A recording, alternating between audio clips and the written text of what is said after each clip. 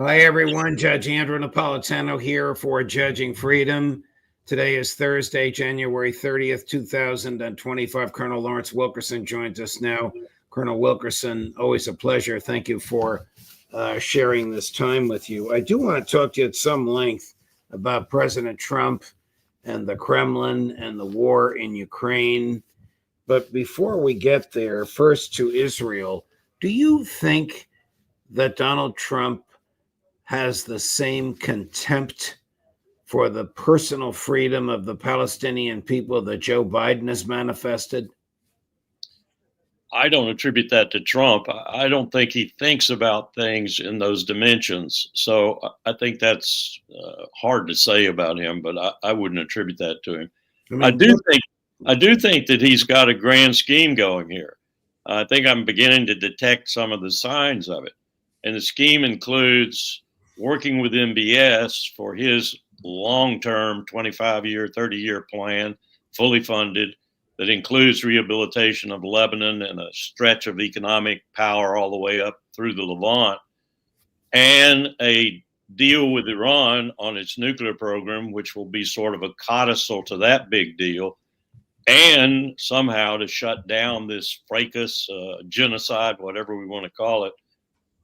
Genocide is probably better, in Gaza. And I think that latter is going to be extremely difficult because I think he's going to have to get rid of Netanyahu in order to do that part of the plan. I was going to go there. I mean, his suggestion that 1.5 million human beings should be forcibly removed from their homeland and sent to Egypt and Jordan, and Egypt and Jordan will reject this out of hand. These people would die. They would starve in the Sinai desert. But of course, they'd be rejecting the billions of dollars we're sending them too. Correct. And look at what he's just done. Apparently, 30,000 people to Guantanamo.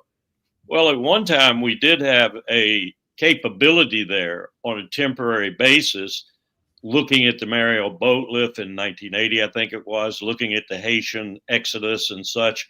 We contemplated using Guantanamo several times, so we built it out with about 30,000 spaces.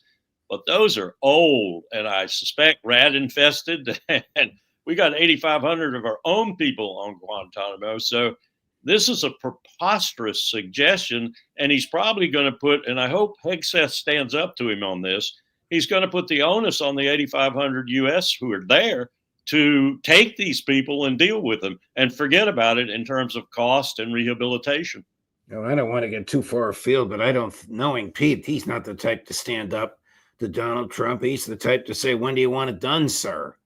Well, he did do something with the Tuskegee Airmen. I hope that's because he didn't have to do much convincing, but taking the Tuskegee Airmen out of their very featured spot in DOD's history was telling all blacks to get out of the military and don't come in. Well, that would be preposterous. It would be unconstitutional, and it would be racist.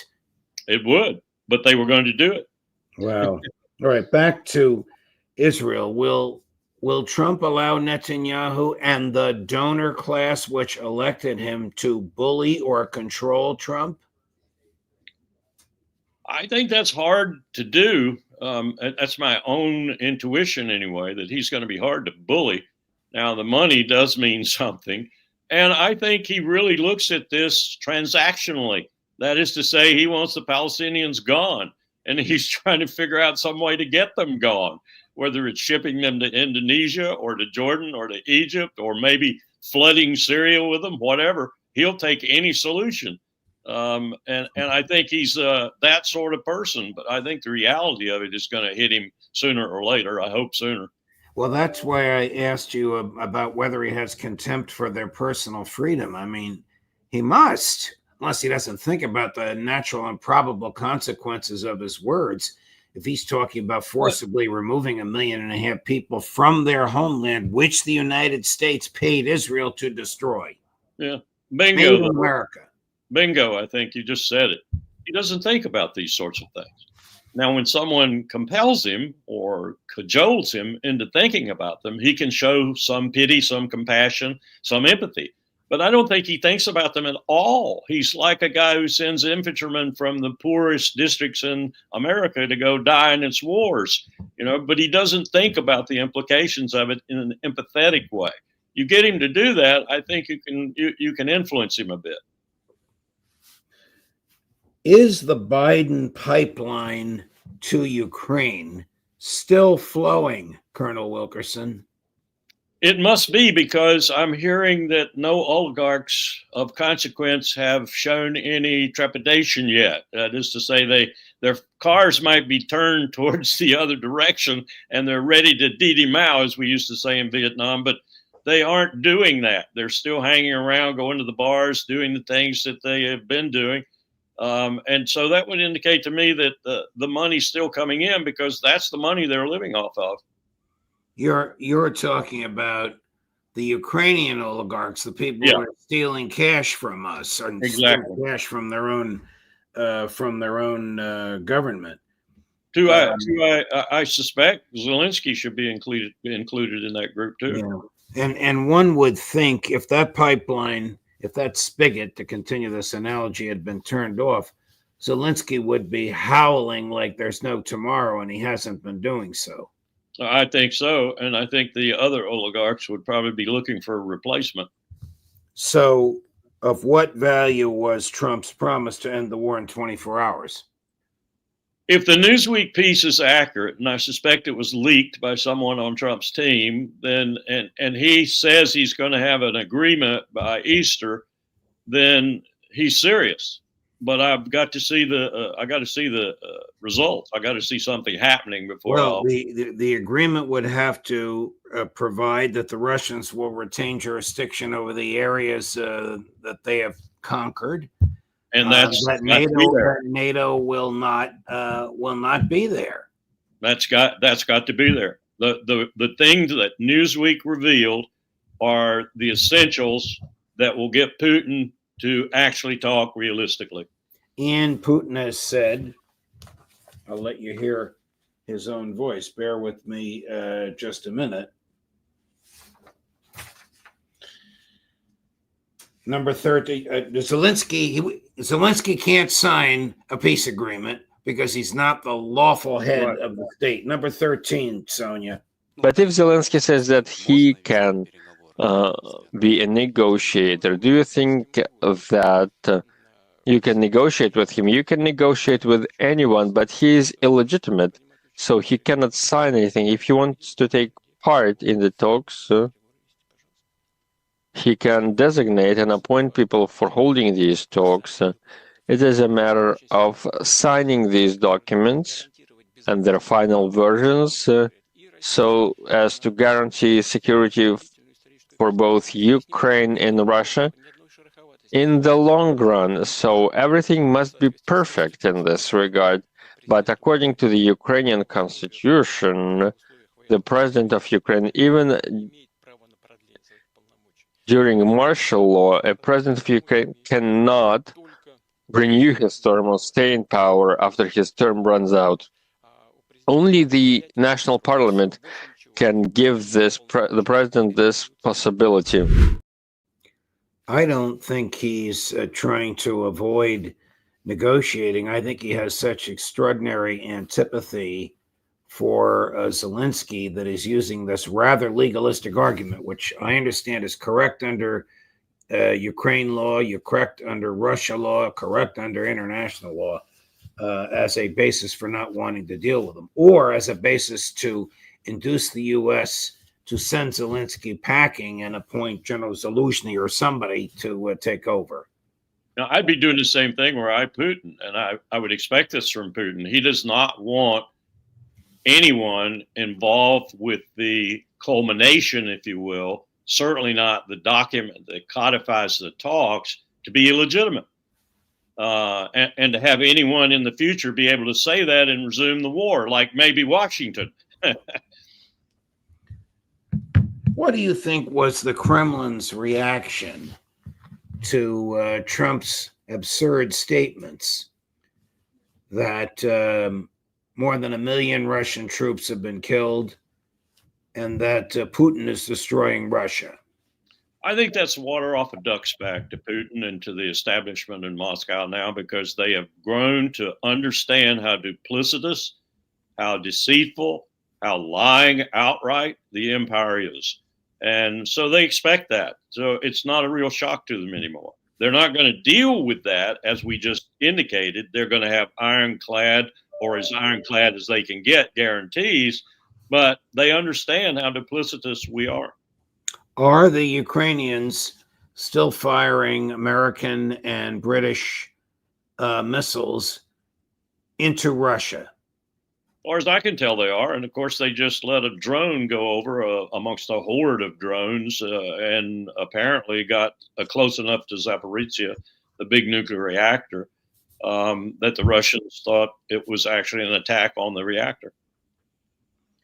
So, Colonel, with respect to American foreign policy in Ukraine, what has changed since 12 noon of January 20th of this year? Dramatically, the rhetoric, but nothing on the ground that I can tell, except I think there is a moratorium out there on arms and money. Whether it's being honored or adhered to or not, I can't say. Shouldn't we know if the United States government is continuing to fund the regime in Kyiv? I mean, to the Russians, correct me if I'm wrong, Colonel, the war is effectively over and they've won it. Yes. Yes. So but your former colleagues... There's so many things right now, Judge, that I don't think Trump knows are happening, that it's even worse than previous transitions as far as I'm concerned. There are things going on right now, and minions whom Project 2025 apparently or some other guidance has put into place instantly with all manner of orders to do this and do that, which may or may not have come from Trump. And they're happening. And he's having to retract or bring back, or his people are having to retract or bring back many of them because they engender court cases that are going to paralyze this administration, or they're illegal outright, or he didn't want to do them. So this was supposed to be the most orderly start ever. Everything was in place. The problem is Donald Trump doesn't do details, and he didn't do the details. I think you're 100% correct. You have a good handle on his personality, and you know I've known him for 40 years. Although it doesn't take much to get a handle on his personality because he's an open book when he shoots from the hip, as he does almost every time he's in front of a camera. How does the Kremlin view the continued presence of Ukrainian troops in Kursk? They're still there. I know. There are also a couple of other places I've heard, and there are a couple of other places I've heard that are really strange.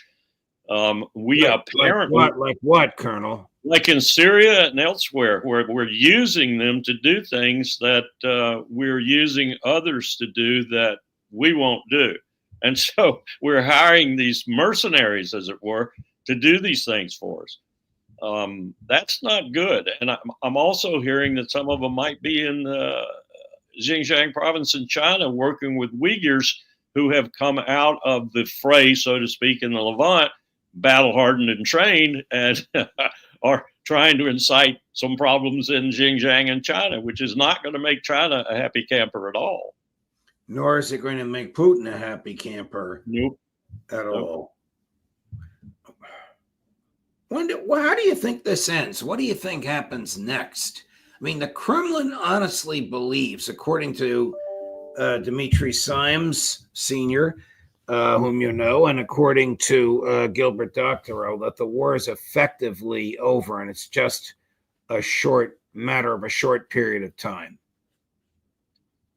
I think that's true, but whether or not it is, as it were, recognized on the other side being principally the EU, NATO, and Washington, is another matter altogether.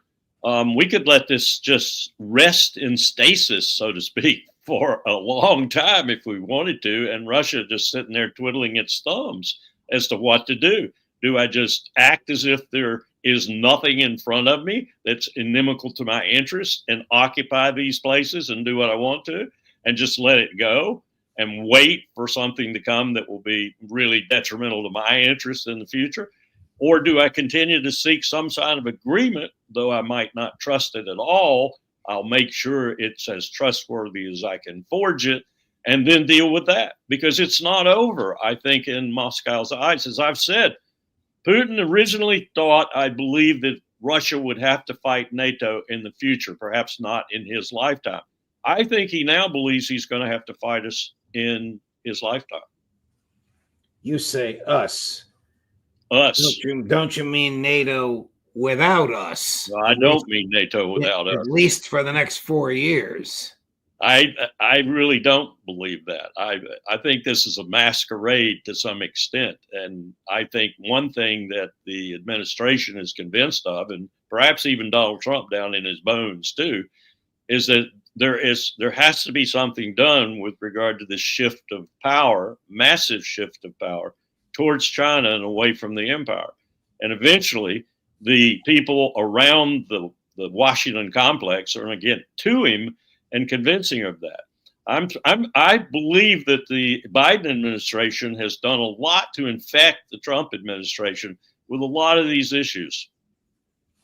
Here's President Putin stating that there would have been no war had Trump been in office the last 4 years. Sonia, cut number 2. Russia has never refused to have contacts with the U.S. administration, and it is not our fault that the previous administration refused these contacts.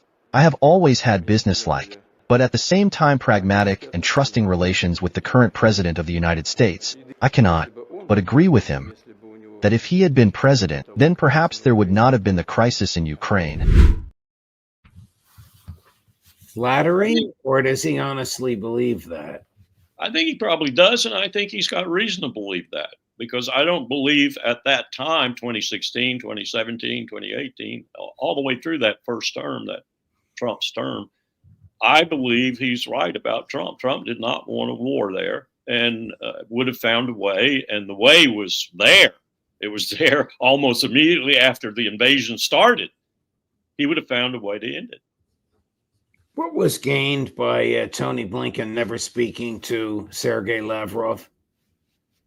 1 million casualties on both sides, not on Russia, Ukraine, but probably 1 million dead people all told. I would guess. That's really, all that was gained. Really, a reprehensible stewardship of America's foreign policy. Blinken and Sullivan will go down as the worst, and Biden too, is the worst national security decision-making team in the history of the post-World War II era. I mean, Professor Mearsheimer refers to Blinken as Netanyahu's lawyer. Even the New York Times refers to him as the Secretary of War. Well, we haven't had that title since 1947. Yep. Yeah. He is. That Mearsheimer, John's characterization is correct. He was working for Israel. Well, who's working for Israel now? Bibi Netanyahu is coming to the White House next week. What is he going to do? Try and talk Trump into attacking Iran?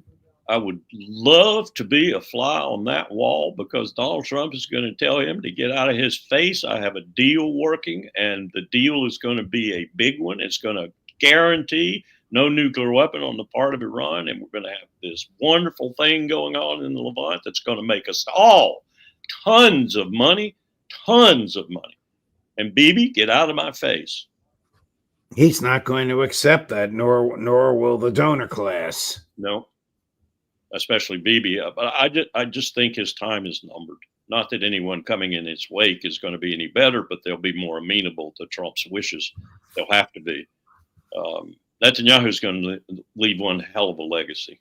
Yeah, he seems to be unstable at home. He's back on trial for corruption. His health looks poor. And the IDF is really in trouble, Judge. It is in trouble. It's not been in this kind of trouble since 1948. Did you ever come across an Israeli negotiator named Daniel Levy? He's got a British accent. Okay, well, this is a fascinating clip. It's a long interview. Chris cut it down to just the core of it. Tell me what you think of Daniel Levy, who's been praised by Alistair Crook and Ambassador Charles Freeman, colleagues of yours and ours. Sonia, cut number one. One cannot underestimate the impact on the Israeli public psyche of the release, the initial 3 who were released. And of course, everyone therefore saw those images. They've been told Al-Qassam defeated. They've been told the public has turned against them. They've been told so many things. And then they saw those images. An occupying army, armed and aided by the most powerful military in the world, the US. A nuclear-armed state, Israel. In a struggle between that and a resistance movement, we saw a very powerful display, and Israelis saw that. We're being told by Israeli analysts, talking heads, political leaders, and their backers in the West that the next phase has to be to move forward. We have to have the demilitarization of the reality is the most significant force in Gaza by a long stretch is Hamas. Al-Qassam emerges from this with a very strong narrative. Israel's narrative doesn't look so good at all. Agreed, Colonel? I agree. I've been following Daniel for a long time, and his views have been more or less corroborated over that time. And his views usually run contrary to the U.S. appraisal of the situation. I mean, for whom was he a negotiator? The Netanyahu government, or the rare time in the past 15 years that Netanyahu was not prime minister? He was a negotiator for Barack, I believe, as I recall. And he was very good at it. And his suggestions were those that probably had the best opportunity for success, limited though it might have been. They would have been successful, and they were discarded. They were accepted by the Arabs, and they were discarded basically by Israel and then by us. Just to put a bow on this package that we've been discussing, how I wish Donald Trump would listen to people like this. Well, these people are nuanced, and these people have empathy for other people's, and that nuance and that empathy comes out, and the empire has no use for nuance and empathy anymore. Remember that 2000 national security strategy. If a mouse stirs at the bottom of our mountain, we will kill it. We will sanction it. We will bomb it. We will do both. We will kill it. No one must be allowed to in any way challenge our hegemony. That doesn't allow for empathy. That doesn't allow for nuance. Colonel Wilkerson, thank you, my dear friend. Always a pleasure. And we'll look forward to seeing you next week. Take care. Of course. Coming up at 3 o'clock this afternoon, Professor John Mearsheimer, and at 4 o'clock from midnight in Moscow, Pepe Escobar, Judge Napolitano for Judging Freedom.